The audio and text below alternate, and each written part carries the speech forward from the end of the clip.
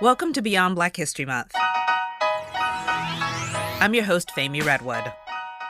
No federal holidays are named after women, which of course means no federal holidays are named after Black women. But there is a push to recognize Harriet Tubman with a federal holiday. In addition to helping enslaved Black folks find freedom, she was the first woman, not just Black woman, but the first woman to lead a major military operation. And even after the Civil War, she continued fighting for civil rights and established a nursing home for African Americans. And she did all of this with a disability. And that's why one Philadelphia bookstore owner is leading the movement to honor the abolitionist with a holiday.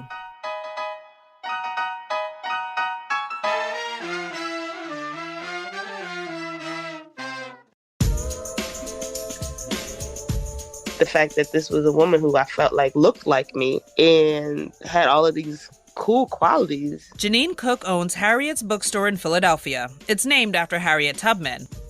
She's been one of Janine's role models since she was a kid. Janine was inspired by Tubman's story. When I was younger, I couldn't get past, how does a person walk from state to state? We would travel back and forth to New York.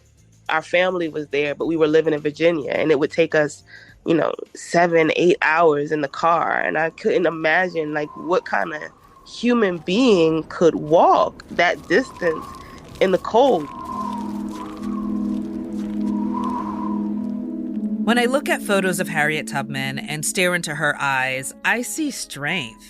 And to survive chattel slavery, strength is an understatement. Tubman was born in Maryland in 1822. Historians say when she was about 13, a white overseer threw a 2-pound iron weight at another enslaved person. He missed and instead hit Tubman in the head. She was left with a massive head injury that nearly killed her. From then on and the rest of her life, she had narcolepsy, or what was then called sleeping spells, plus headaches and seizures. At about 22 years old, she married John Tubman. He was not enslaved. A few years later, in 1849, Tubman tried escaping with her brothers because while she was married to someone who was free, she was still enslaved.